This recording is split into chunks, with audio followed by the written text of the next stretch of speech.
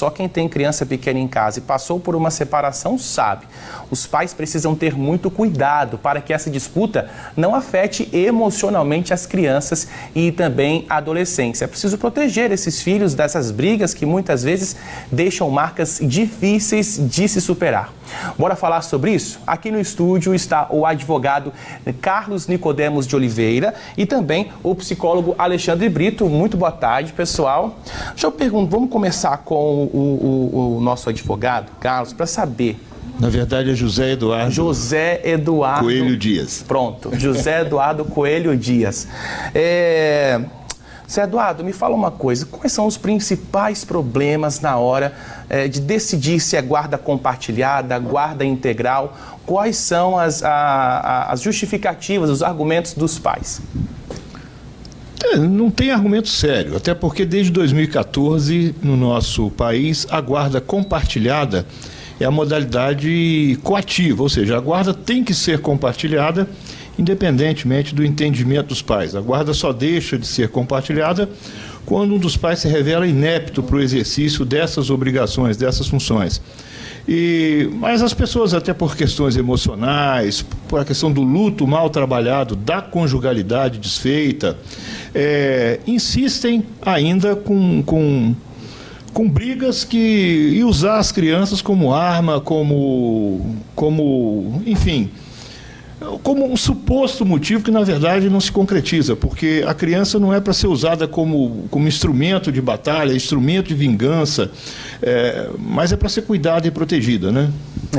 Alexandre, quais são os principais cuidados que os pais precisam ter, né? Porque, dependendo da idade da criança, pode ser um trauma que ela leva a vida toda, né? E de fato, Lucas, os cuidados são o seguinte: eu sempre converso com os pais ou com os responsáveis para que eles saibam fazer a diferença entre o mundo dos adultos e o mundo da criança. O mundo dos adultos é o mundo que vai estar passando pela separação, passando por esses momentos de decisões. E o mundo da criança não pode envolver essas responsabilidades que dizem respeito ao mundo do adulto.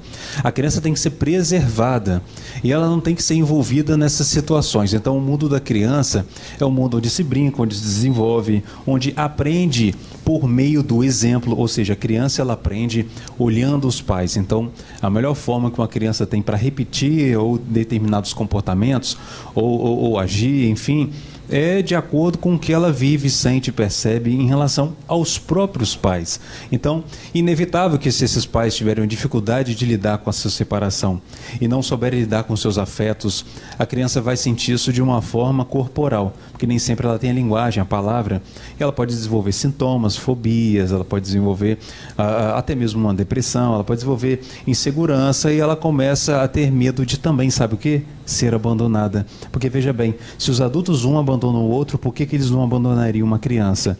Então muitas vezes tem que ter o cuidado de saber separar mundo dos adultos e mundo das crianças, e que a criança não se sinta abandonada, perdida, e dar esse suporte para ela, até mesmo verbalmente, falando literalmente, para que ela entenda que o que está acontecendo no mundo dos adultos não vai acontecer no mundo das crianças. Alexandre, eu tenho uma ideia assim, não sei se o meu pensamento é o correto, mas eu acho que tudo que acontece na vida de uma criança entre 5 e 10 ou 12 anos fica para sempre.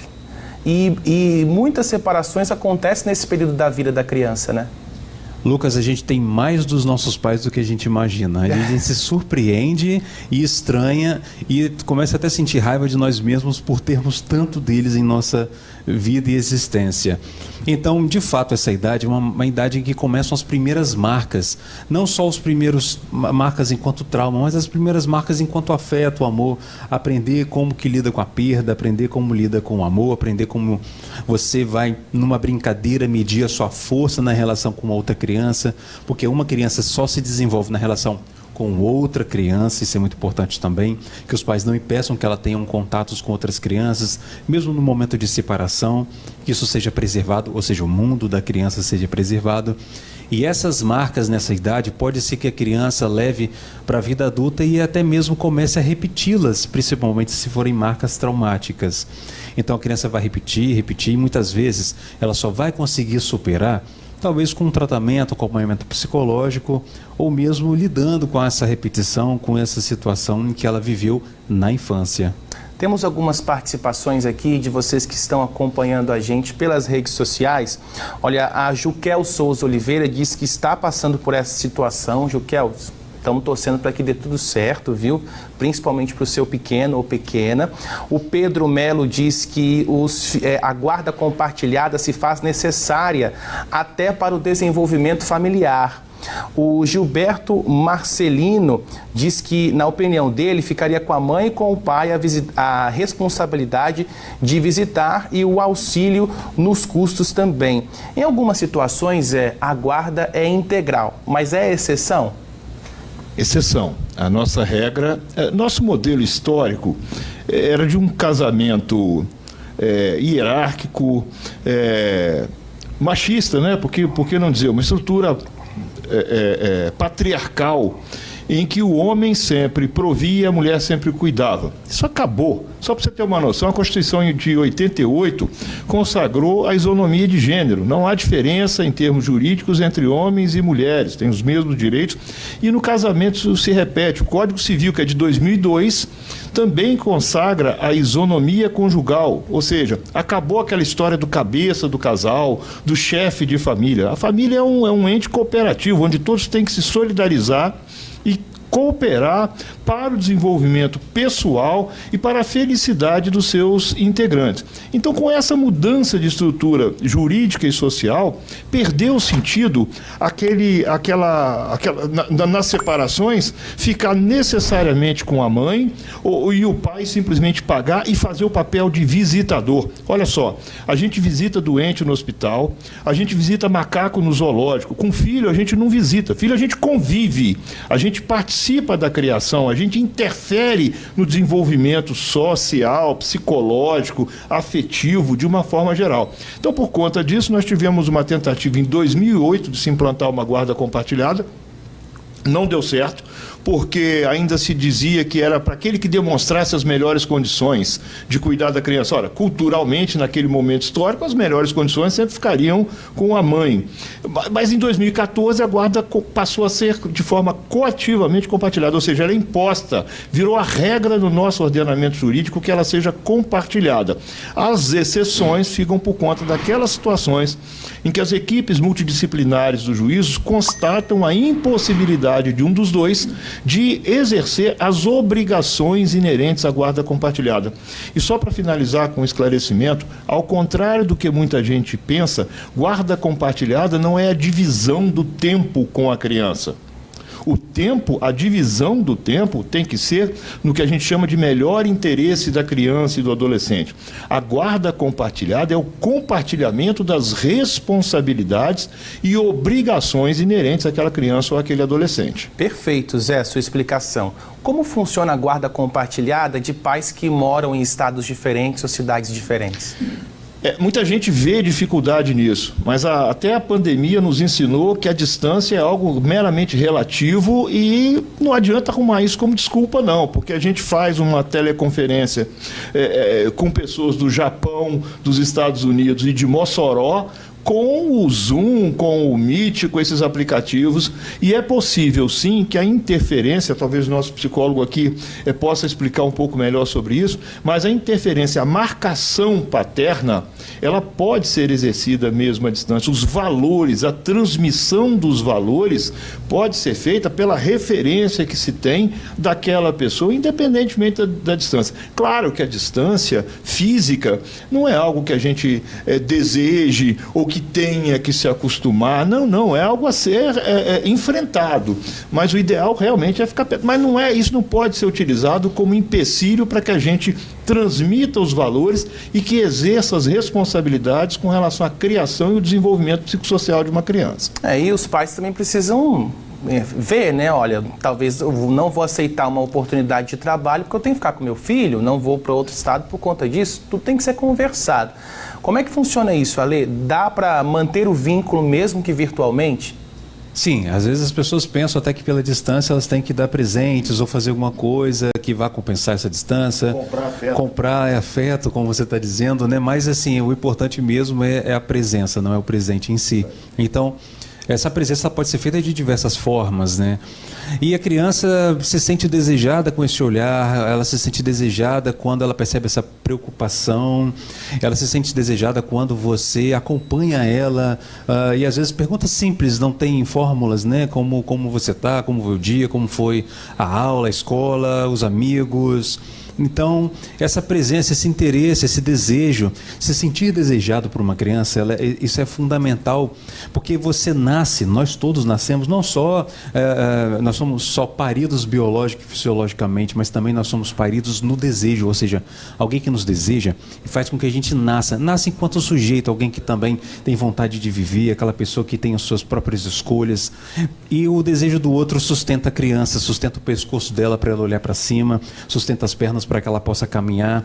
Então, essa parte psicológica faz com que a criança não só sobreviva, mas viva. E os pais, separados ou não, e eles que se resolvam no mundo dos adultos, né? Às vezes a criança sabe lidar muito melhor com algumas coisas do que os próprios adultos.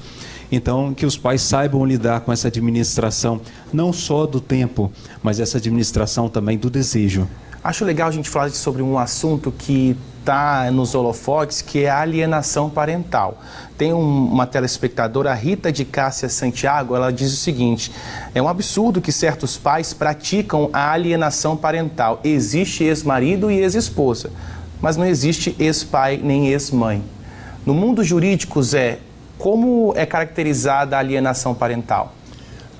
O direito não vai definir a alienação parental, mas os atos de alienação parental. O que é isso? São atos, atitudes que buscam banir da vida da criança ou do adolescente um dos dois, uma das duas referências. Esses atos podem ser praticados pelo genitor que não detém a custódia física, ou seja, que não tem o domicílio da criança consigo, ou pode ser também por qualquer pessoa que exerça algum tipo de influência, de autoridade sobre aquela criança ou sobre aquele adolescente.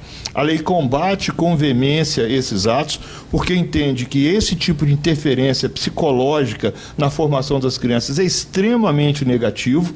A lei vai estabelecer, ao contrário do que muita gente pensa, não são medidas de punição do alienador, mas de proteção à criança, que vão desde a advertência pelo juiz, e olha que um juiz chegar para você numa audiência e dizer: olha, eu te advirto que você está praticando um ato de alienação parental. A coisa é séria. E vai até a reversão da guarda ou a suspensão ou a perda até do poder familiar, dependendo do tipo de atitude. Porque independentemente de qualquer coisa, a criança não pode enfrentar problemas de adultos. É isso que o Ale estava falando aqui agora. Nós temos que buscar preservar. Problemas de adultos, os adultos têm preparo para enfrentar. As crianças não têm maturidade psicológica para lidar com conjugalidade. Então, os pais estão com problema na sua conjugalidade, busquem a terapia, busquem aconselhamento, mas deixem as crianças, até porque é o bordão que a gente sempre repete. O fim da conjugalidade não significa o fim da parentalidade. A parentalidade vai persistir para além do casamento, para além das relações conjugais e afetivas entre dois adultos. E esses adultos não têm o direito. A lei, inclusive, diz que atenta contra a dignidade das crianças e fere direito fundamental de crianças e adolescentes à prática dos atos de alienação parental, que é um mal a ser combatido não só pelo judiciário, mas principalmente por aqueles que dizem amar os seus filhos, para que não transformem esse amor num amor patológico, o que não é bom para ninguém. Zé, vou juntar duas perguntas em uma agora, porque temos participação dos nossos telespectadores. A Samira Brum está perguntando como funciona em relação ao abandono afetivo e a partir de que idade a criança pode definir com quem ela quer ficar. Existe isso? Olha só, criança e adolescente até os 18 anos são consideradas ou absolutamente ou relativamente incapazes, ou seja, não tomam decisões na vida civil. Não existe essa história de criança decidir com quem vai ficar. O que existe é a possibilidade de escuta pelas equipes multidisciplinares, formada por pessoal altamente capacitado, com ferramentas adequadas para fazer essa escuta e perceber o que seria melhor ou mais recomendável naquele momento para a criança. E lembrando o seguinte, quem por vingança está comemorando que obteve a posse de uma criança, preste atenção, é uma relação de trato continuado e sucessivo que muda todo dia quando o sol nasce. Amanhã você pode fazer uma revisão daquilo. Isso não é para se comemorar, você comemora o bem-estar da criança. Uma vitória sobre o outro é lamentável. Olha só, Ale, eu queria que você comentasse uma participação do Ovídio Mera. Ele diz o seguinte: meu pai deixou minha mãe com 9 filhos, disse que iríamos morrer de fome. Eu fiquei com trauma na minha cabeça, fiquei pensando que não fui desejado, mas minha mãe fez toda a diferença na minha criação. Você vê, aconteceu quando ele era criança, o Ovídio, e até hoje leva isso, né? Exatamente, está falando do desejo aqui há pouco, né? Então você vê que muitas vezes os adultos, o que eles têm que fazer, antes de comentar então esse comentário, né, é que em amor pelo seu filho você respeita o seu ex-companheiro. Veja bem, em nome do amor pelo seu filho, pela sua filha, você respeita o seu ex-companheiro ou sua ex-companheira. Não precisa nem de gostar, né? Não precisa, só respeitar. E em nome desse amor, que esse amor seja uma potência, então, em nome da saúde mental da criança. Então você vê que muitas vezes essa ameaça ao companheiro ou à companheira atinge as crianças e às vezes a gente não sabe ou acha que a criança não sabe o que está acontecendo porque ela talvez tenha 2, 3 anos de idade e ela não teria compreensão. Mas ela não só compreende, como isso gera uma marca, gera um traço. Isso pode ser algo que ela vai acompanhar por toda a sua vida. Não necessariamente isso vai fazer com que ela tome as decisões repetidas ou parecidas, mas ela pode superar, mas ainda assim isso continua. Então, de fato, e tem uma diferença nesse comentário, né, Lucas, que você ser amado é diferente de você se sentir amado.